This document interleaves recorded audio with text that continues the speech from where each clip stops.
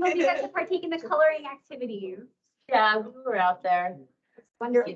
Yeah, we're at the coloring. If he gets bored, we'll go grab it. We'll go grab one. No, I'm glad that he's here. Yeah, Thank you for meeting him. Thank you. So we have our TMDL workshop and we're gonna start in with it. Thank you for taking the time with us today. And for people who are watching after the fact, thank you for tuning in. So, okay,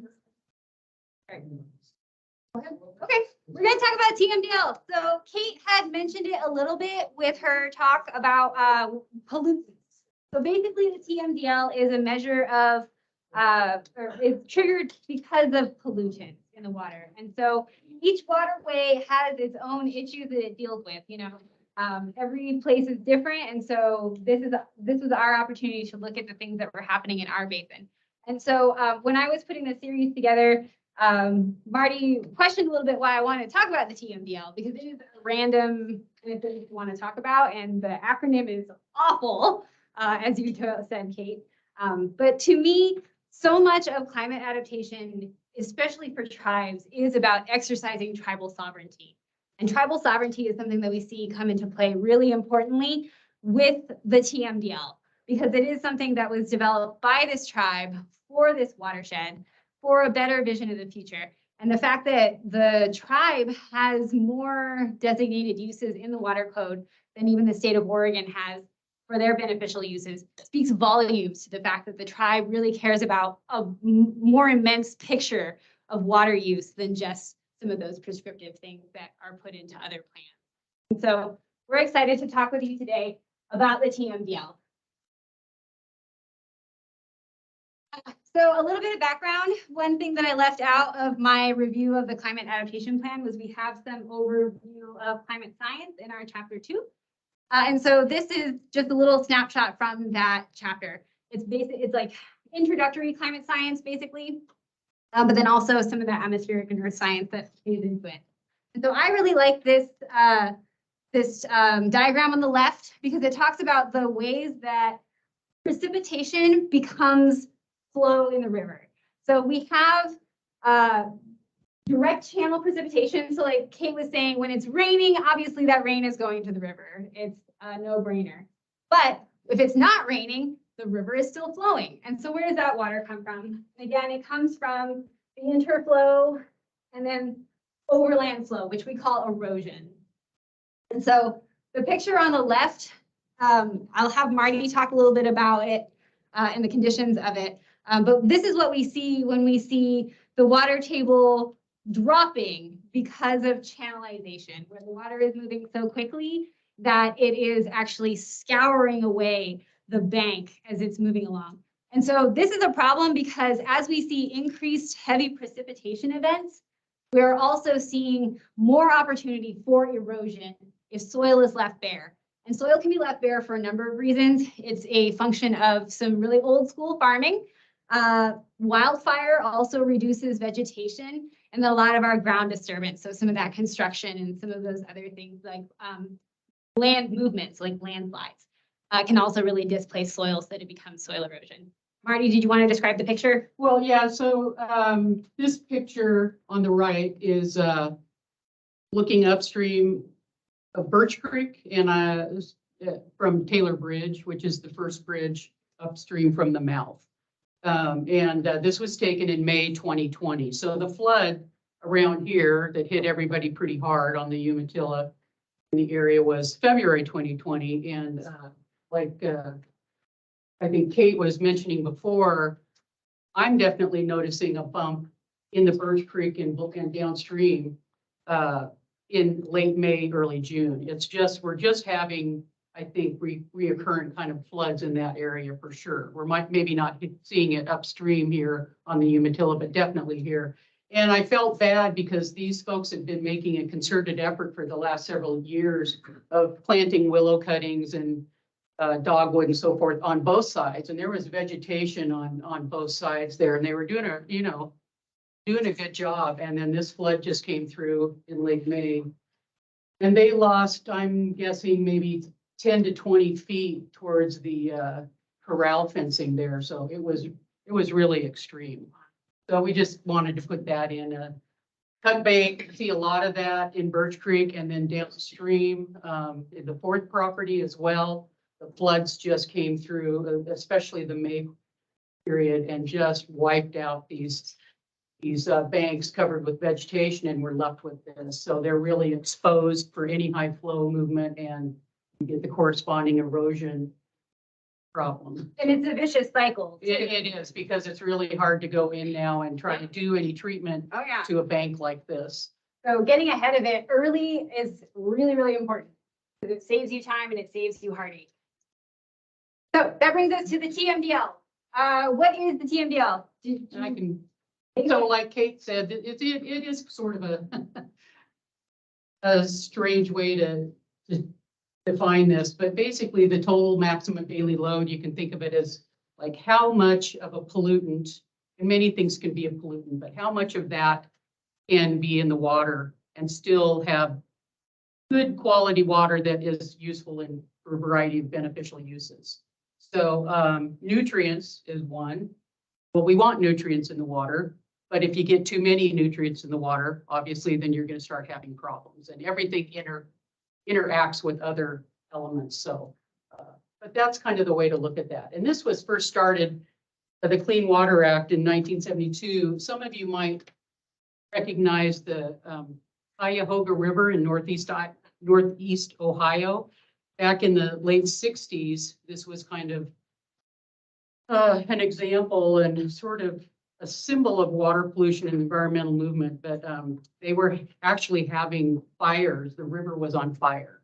And there are some real facts and some myths that are online. So you kind of have to read through that, but more than one fire. But it was from industrial waste that had gotten in the river, and it was so polluted. It was just awful. The pictures are incredible. But that really kind of propelled the environmental movement, and Clean Water Act as a result of that and other waterways that were polluted. And it just brought it really to the forefront of people's mind. I mean, a river was actually on fire from all the waste. So, and it's so much better now. It's really incredible to see before and after pictures. So that's where that came from. Yeah, so I just want to talk a little bit about the TMDL project in development here in the basin. And it really was an intergovernmental effort here in the Umatilla Basin. And so this was a work that the EPA had, I guess, mandated is the right word. And several agencies and partners in the basin came together and worked on the Umatilla Basin TMDL, and we've got that on another slide. But Oregon Department of Quality was kind of the lead. I don't really want to say that. There was a partnership of three, DEQ and the tribe and the Umatilla Basin Watershed Council, which some of you might be aware of. Back then, Tracy Bozen was running that. And so it really did form a partnership to develop the TMDL in the Umatilla Basin. And if I'm remembering right, well, this was in the mid-1990s.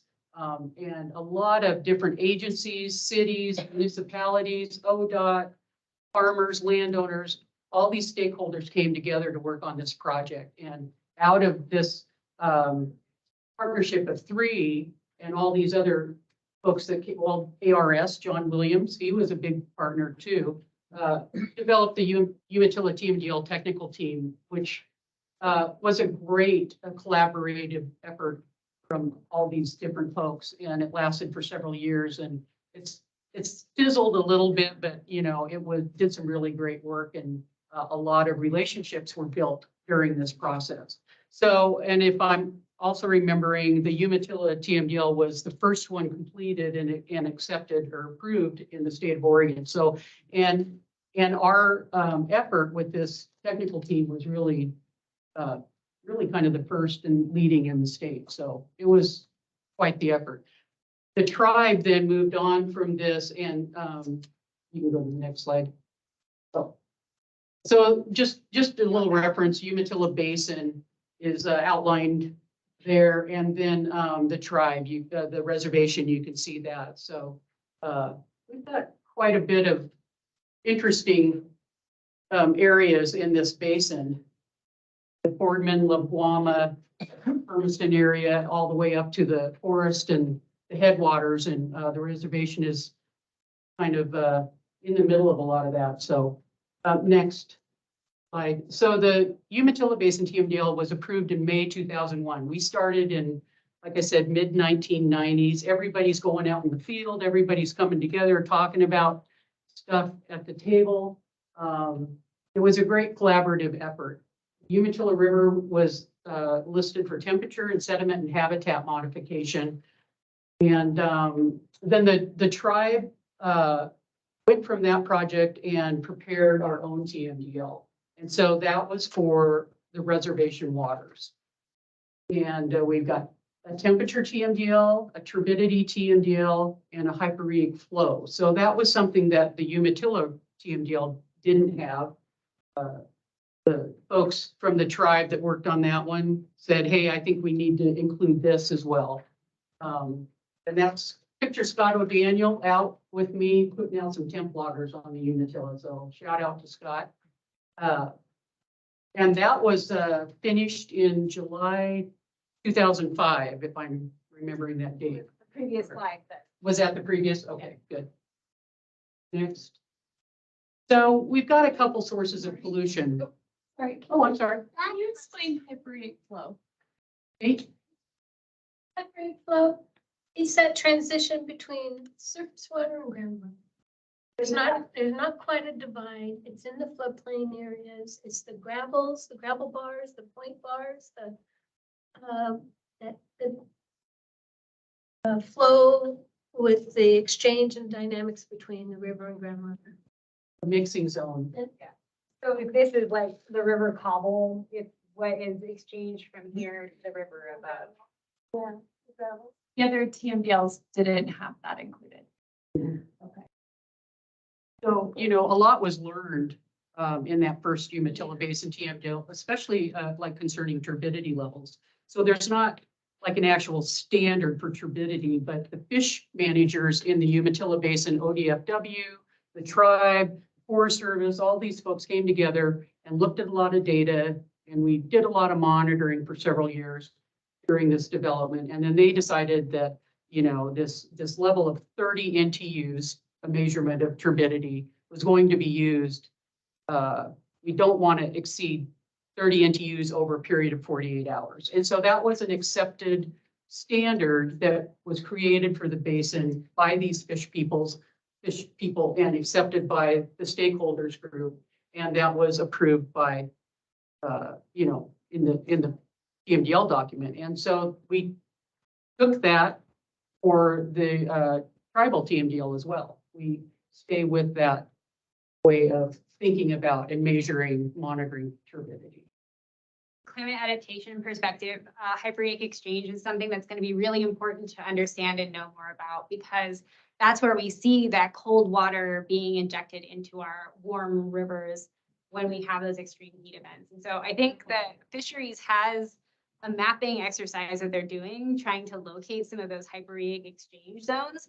And so seeing where that cold water feeds in, that provides refuge for fish, especially in those hot temperatures, so that they can continue to survive. You've got some work on that too, haven't you, Scott? Yeah, well, I remember during the TMDL process, it was a period of discovery. Water quality conditions. It was That's a good way to put it. a really great collaboration between the scientists and the basin. And at that time, GIS was just beginning and being applied. It was in 1995. Yeah.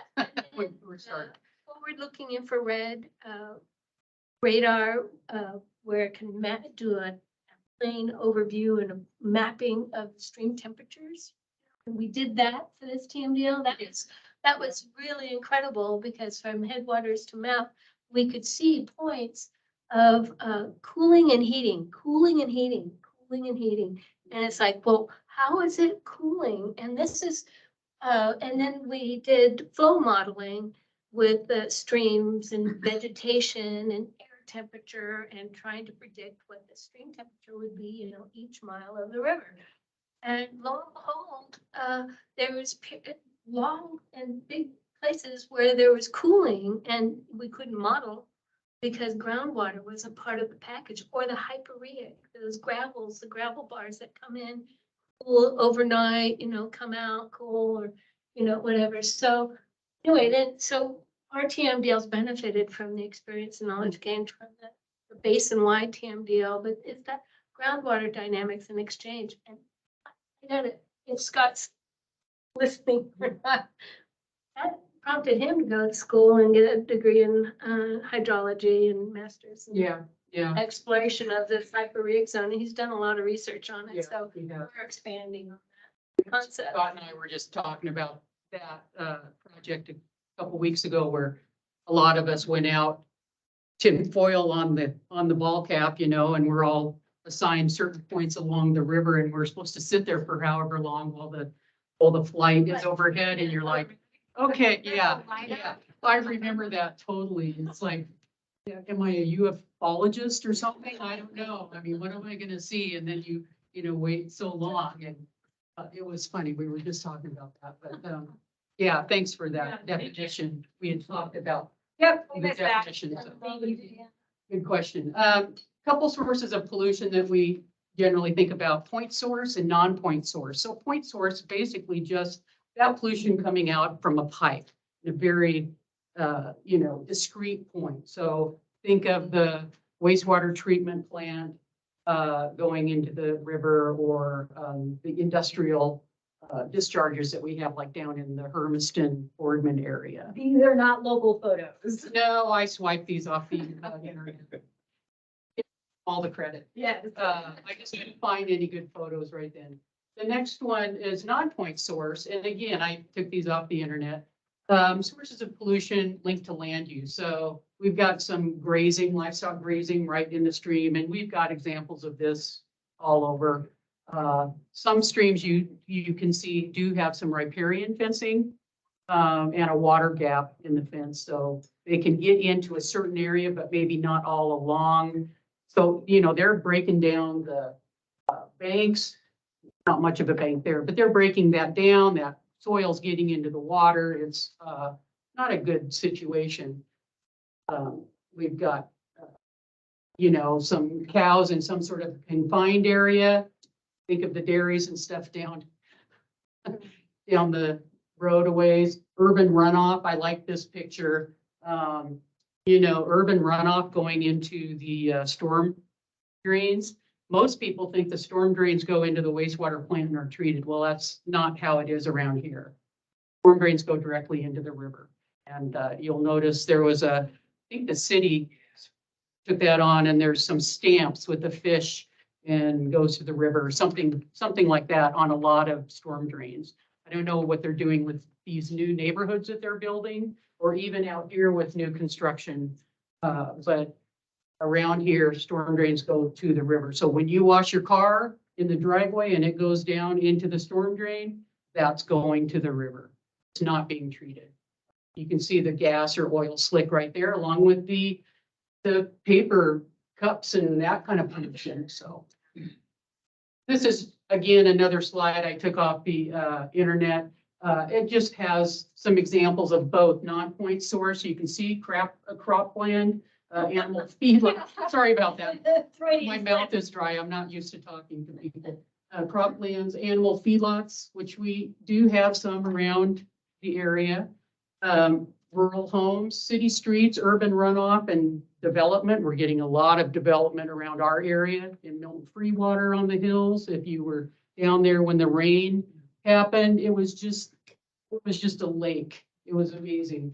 Wastewater treatment plants and factories of various kinds that deliver in a pipe out there. Those are the point sources, and they're should be permitted. I have a question, Marty. What happens to the water that comes out of those Smith frozen foods outside of Weston?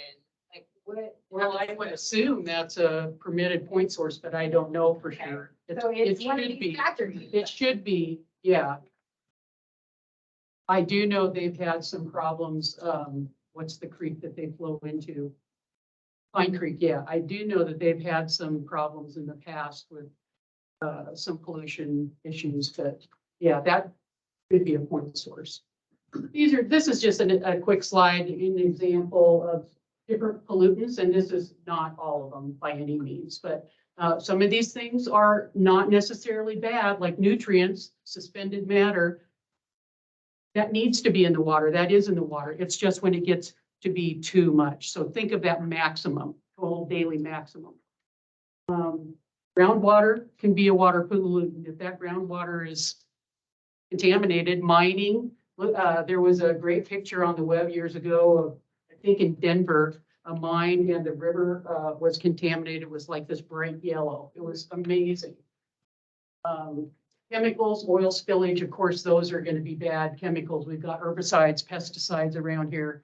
We're getting more and more problems with these forever chemicals, PCBs, PFAs, PFAS, yeah. Chemical runoffs, industrial waste. So that type of thing. It's the water pollution is release of any of these substances in, water bodies where that water is not useful or safe for people, or the variety of beneficial uses that the state or the tribe has listed. So how is the TMDL going to address these? Kate did an awesome job of talking about the river vision touchstones and the way that supporting naturally functioning ecosystems addresses a lot of this. And so the goal of the tribal TMDL is obviously to reduce the summer temperatures. So temperature as a pollutant is one of these new concepts that the TMDL kind of introduces, but then also that sediment. So Marty said that sediment is in the river. Sediment is in the river naturally. That's how nutrients travel. But if there's too much because there's all this land development happening, then that's a problem for fish. It's also a problem for like hydroelectric generation, if we're talking about a big river like the Columbia. And so there are all these problems with sediment and temperature. And so the tool that the TMDL proposes to address these is to, one, reestablish the natural dynamic of the river, restore those floodplains wherever possible. Second is revegetating riparian areas with native plants. Very important, that note right there. And so this is so the plant roots hold the soil in place, but then also shade the river. And so it has that twofold benefit. And then provide habitat that will support the reestablishment of our beaver species. Beaver was extirpated very violently from this area. And so the tribe is working to reestablish that very natural presence on our. And they are here. I've got at least 3 sites that are beaver infested and keep taking down the trees that I've cabled equipment around. So, well, maybe not, but when you go in there, they picked the tree I needed. And, there's a lot of beaver activity up in Pearson Creek. And, but floods and beavers go hand in hand. So for sure, beaver occupied. Yes. Beaver occupied. Okay, that's more PC. But when you're out there and they've taken out your tree, man. Nice too. So beneficial uses, these are the ones for the tribe, and I should have looked at that, what the state has versus then the other ones that we've got that they don't, but 18 different beneficial uses, and these are listed in the water code. Yeah, I would imagine, sorry. State has 12. Yeah. What? State has 12. I would imagine wildlife habitat, Yeah. fish hatcheries, and maybe fish and aquatics Yeah. are new from ours. Temperature and humidity. I think this is mine. So to talk a little bit about why temperature and turbidity are a problem. So temperature is a concern. We have heard over and over from elders that what we need is cold, clear water to support our first foods. And so that is those 2 elements right there, cold water, clear water. And so when we talk about temperature, temperature affects the amount of oxygen that's available in the water. Hot water, less oxygen. And so while fish might not look like they breathe oxygen, they do through their gills. And so as water temperatures rise, there is less oxygen for those aquatic species to be breathing in the water. And let me just jump in here. If any of you are, playing in the water as a kid or whatever, especially around here, upstream on the forest or closer to the headwaters, the water's a lot cooler. The the stream channels are narrower, you've got a lot more vegetation, not only right there along the bank, but the trees are taller. You can just see the shade on the water. You get down into Pendleton and lower down here, this Umatilla River is wider. So even though there's vegetation on the side, it's not having the same kind of impact, cooling impact on the water, and it gets really shallow during the summer. So if you're down in the water from like here down in the Umatilla and you're wading, you can tell it's like bath water. It's a lot warmer. So temperatures, and you'll see there's a lot more algae in the water too. That's what I was just gonna say. Hot water, algae love hot water. So as we see water temperatures rise, we also see more algal blooms, which I know everybody has seen the last couple years. And so we've talked a little bit about the causes of this temperature. Marty, is there anything that you wanted to really highlight? So I'm gonna add one more. Causes include, like you're talking about going through the stream through, river through Pendleton. But when they built the levees around here, they scraped up the gravels to build the levees. And so now we're at bare rock. Yeah. In the river, there's no little hyporheic exchange. So you don't have that cooling effect from the gravels being, in the stream. So Cut diagram slide is a good example of that, because that levee is holding that water from moving out into the floodplain So and getting that sinuosity. There is no sinuosity in the Umatilla for a long stretch. It's just straight. there's waterways, but also building levees. That's the. So how does the TMDL propose that we reduce temperatures in our watershed? It's going to be the reverse of all the things causing the temperature problems, right? So planting vegetation along the streamways, again, for that holding of the soil, but also the shading, especially as we see increasing extreme heat events. I know you have been outside in the summertime. The difference between being out in the full sun and being under a really healthy tree is makes a big difference. And so this is very true also for aquatic environment. We talked about hyporheic exchange. And so this is something that we see as being really important, because that is that cold water upwelling that provides that habitat and those opportunities for fish to kind of hunker down in colder spaces. And then leaving more water in stream. So if we are reducing consumptive uses in other places, we can leave more water so that there is a greater water to hold the cold or resist becoming hot. I like that improving river meander and floodplain connection. Think of the Meacham habitat projects that have been done over the last several years, and they incorporated a lot more sinuosity and connected to that floodplain, and that holds up better in flood events like we've had, and it improves the temperature of water. Yeah, the Meacham Creek project did amazing this Yeah. last time. Yes, it did. Exactly like it was supposed to. Kate, you can correct me if I am misspeaking, but I think very little of the flood water came maybe from the Meacham area. It was all main stem. I don't know any river system that didn't experience a flood of record. Mhm. We had most of the water coming down from the main stem, but Meacham certainly had its flood. They all flooded. Yeah. Pretty much. As rivers are supposed to. That's Yeah, what It's it's- dynamic. Yeah. The river is dynamic, so it doesn't want to stay Yes. the same all the time. You can't draw her in. But the habitat projects have really improved that Meacham area. So Absolutely. Then our other pollutant is turbidity. And so we talked a little bit about what that is, but basically it's the cloudiness of the water. And I, as we were developing this presentation, kind of had this epiphany that it is basically for aquatic species what the smoke is in the summertime for us. So think about that wildfire smoke when it sits on us for days to weeks on end. It is difficult to breathe. It is difficult to see things, like traffic collisions went up with the smoke events because you couldn't see far out in front of you. And so it is the same for aquatic species. It's very hard for fish to see their prey as they're trying to survive in the rivers. But then it also, the sediment affects their gills and their ability to take in oxygen. smoke does to your lungs. Exactly. And you want to take Oh, I comments? was just going to say, this picture is of Boston Canyon and Bonifer Pond up there, Meacham. I don't remember the river mile. It's not too far up. And something happened in Boston Canyon. I didn't walk up. This was when I was up there. It was November 2022. And so some sort of an event happened upstream, and it was some sort of erosion, banks lumped something, and it was just massive. It was so interesting to see. And because of some substrate division, you can really see the demarcation.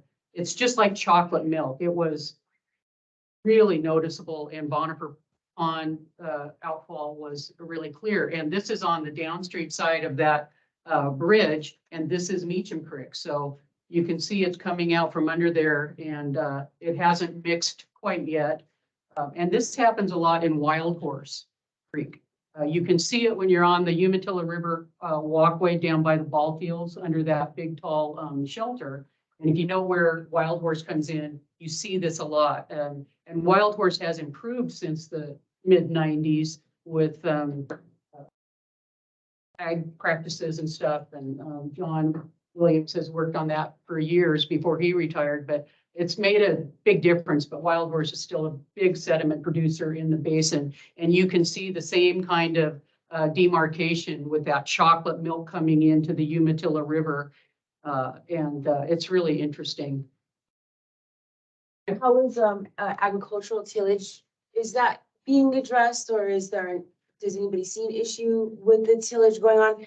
Just because my business or any kind of compost effort would be in support of a no tillage effort, save the nutrients and minerals in our soil. I mean, tilling causes depletion. Mm-hmm. And so, I see something where my business could potentially help out there. Sure. Has that been something looked at? No-till leaves, I mean, you guys can talk about this a lot more. No-till leaves a lot more, Water, on the ground. Soil roots that hold. Soil roots, yeah. Yeah. Hold the soil. water holding capability. So NRCS and SWCD and the Tribe Conservation District, I'm not sure if that still is going on. Yeah. They did a lot of work in the last 20 years trying to get more prep CRP, a lot of those projects. John was instrumental in a lot of that too, and getting these landowners to Go that really way. would go that way to the no-till. In 2027, I see that the EPA and some other federal entities are supposed to release more funds in regards to agricultural producers to go into more organic production. Mm-hmm, mm-hmm.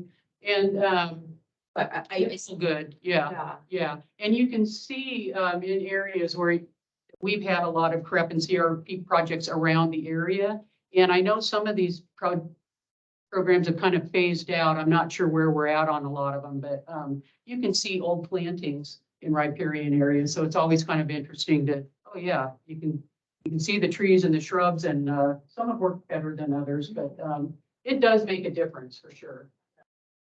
Yeah, so there has been a lot of improvements in Wild Horse specifically. Not everybody, but yeah, they did make a lot of improvements. Yeah, and a lot of that is the stuff that we have here on the slide. So also leaving that buffer space along waterways if you're a farmer.